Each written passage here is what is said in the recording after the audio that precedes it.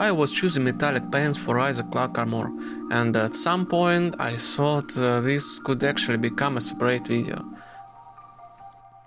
So, today I want to show you a short test to Vallejo metallic paints. The second part will be dedicated to my new Kaleido metallic paints, but that will be a separate video. I filmed everything in one session under the same lighting conditions, so the colors should be easy to compare. As usual, there are no LUTs or heavy color filters here. I only use the basic Rec 709 color correction, so the color shift should be a minimal. The video may look a little bright because I prefer to work under strong lighting. I hope this video will be useful. I will try to comment on the process and share my thoughts about some of these paints along the way.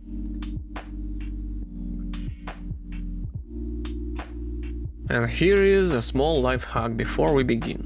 If you don't want to dirty your desk and you need to place or put a small amount of glue, just use a masking tape.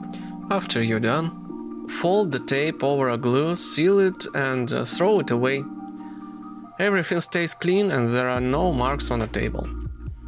Also, in the second part of this test I will try metallic paints from Kaleido.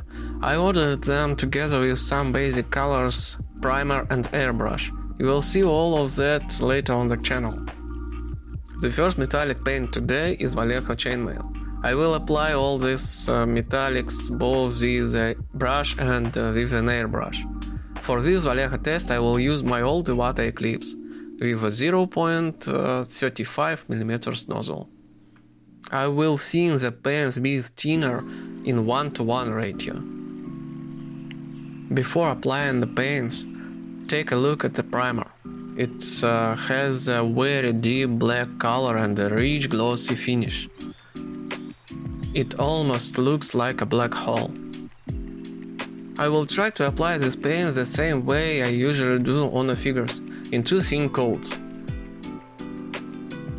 I will say right away that some metallics from both brands, two coats will not be enough to get a strong and saturated color. To save time and film everything during the day, I used hair dryer off camera.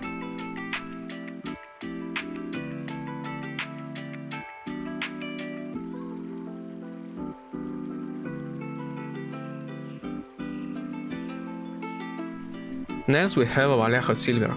This is one of my favorite metallic paints. I often use it to create highlights on the great metals and gold metals. It also works well for edge highlights on the blades and similar details. For metallic paints I prefer to use cheap synthetic brushes. My natural Kalinsky brushes simply get damaged by metallic paints, so I try not to use them for this kind of work. Natural Kalinsky brushes are usually much more expensive, but they are excellent even for miniature painting. As you can see, this paint covers very well from the first coat, just like a previous metallic. After the drying, it's already ready for washes.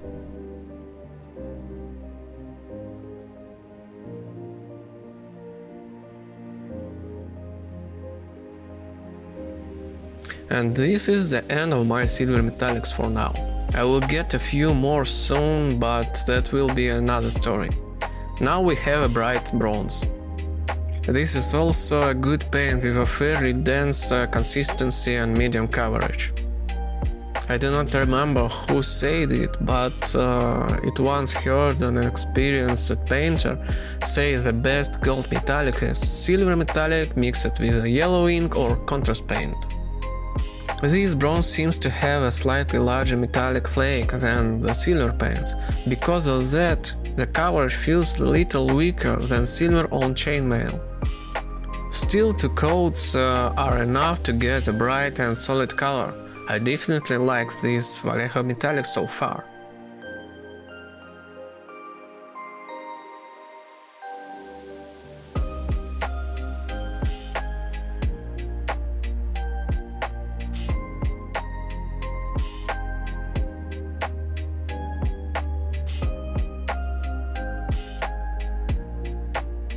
The next color is Brassy Brass. This is a bright brass metallic. I originally bought all these metallics as a one set. At the time, it made more sense for me to buy a full box because I had almost no metallics paints.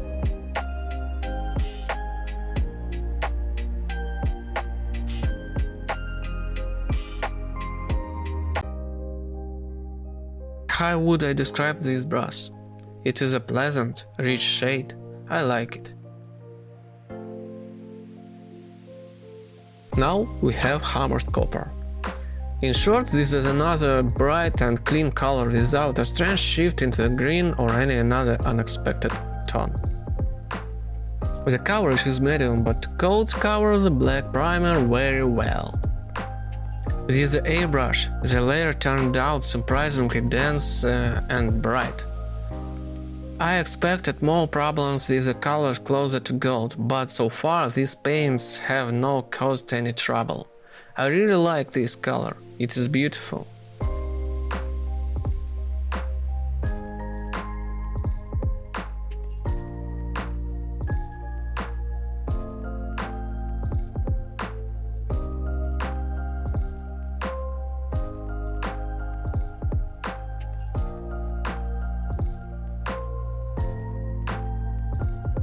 Next is Tinny Tin. This shade is already much closer to the color I see in my Isaac Clarke references.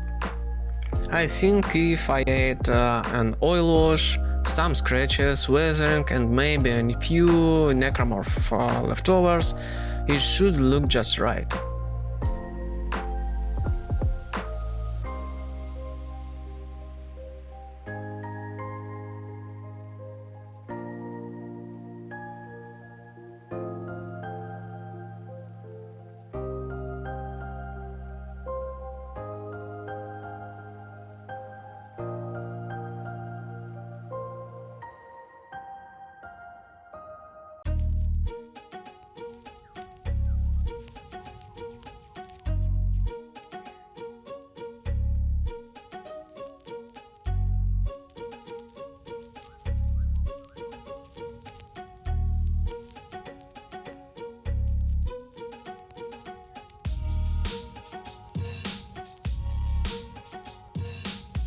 And now we are getting to the kind of metallics many miniature painters do not enjoy using. Gold paints can be so annoying that some people would rather learn all-metallic metal technique than deal with real gold metallics. I actually know a couple of people like that. With this paint I get feeling that it has a greenish tint. It looks slightly green to me. And this is also the first paint in this video that started to clog the airbrush. If I thin the paint more, I will probably need to apply it 3 coats or more. But even with the problem, this paint can still be useful for small highlights or edges, as long as you are fine with a gold that shifts a little toward green.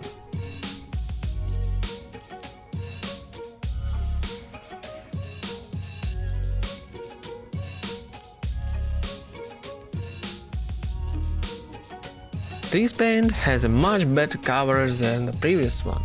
For a gold metallic, the coverage is actually quite good. But remember how I said the previous color looked a little green? This one looks even green to me. I hope the camera shows the shift clearly enough. At the same time, 2 coats are enough to get a dense and solid color.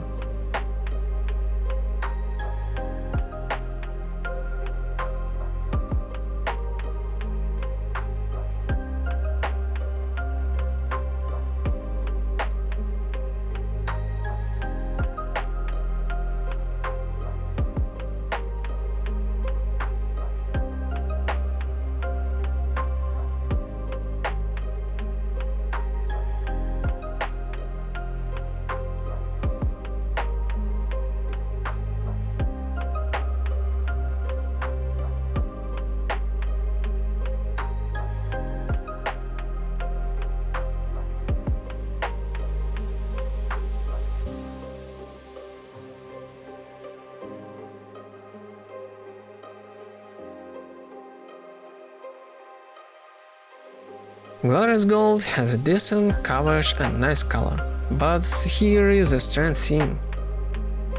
With a classic brush, it's still about and comfortable to apply the most gold metallics. But with an airbrush, however, it goes on surprisingly well.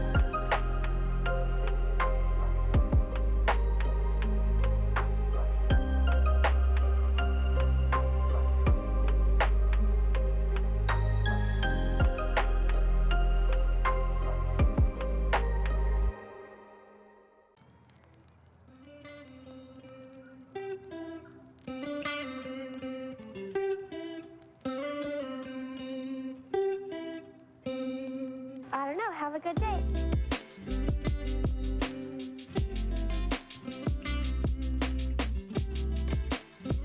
Bronze. I have never opened this paint before, so let's see what it can do. And I can already say the coverage is good. The first coat almost completely hides the black primer. I don't think we will have any problems with the bronze through the airbrush. Yeah, just as I expected, it works very well from the first coat. Let's dry it with a hair dryer and apply the second coat. Yes, everything is fine with this paint. Bronze goes on very nicely in two coats. Good coverage, good application, and it works well when the thinned 1:1.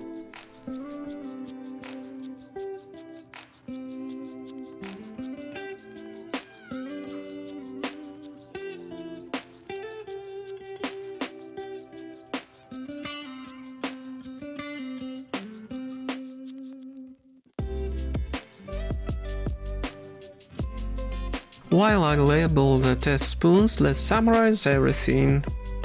At first, if you need a silver metallic from Vallejo, I think you can safely buy almost any of them. They apply well both with a brush and with airbrush. They have a good coverage, and in a two thin base coats they can give you a strong and saturated metallic color. The second thing, bronze, brass and copper shades also work well for me. They spray nicely through the airbrush and give clean, pleasant colors without strange color shifts. With a brush they apply a little worse, maybe because the pigment feels heavier. I am not completely sure, but in 2 or 3 coats they still give a good result. And the last. Gold paints were the most difficult part of this test for me. I don't want to say they are bad paints, because this is only my test, with my primer, my thinning ratio, my airbrush and my settings. But in these conditions I had more problems with them than with the silver, bronze, brass and copper shades. Some of the gold colors looked slightly green to my eye, the coverage was not as strong as I expected, and the polished gold started clogging and splitting through the airbrush. Maybe these paints need a different thinning ratio, more thinner, or a different application method. But for this test, the gold metallics were definitely the least comfortable for me to use. For my Isaac Clarke figure, I think Tinny Tin is the most interesting option so far. After oil wash, weathering, special effects and a few dirty details, it should look like what I need. At least I hope so. Thank you for watching the first part of this metallic paint test. Very soon I will edit and voice the second part with Kaleido Metallics. See you soon!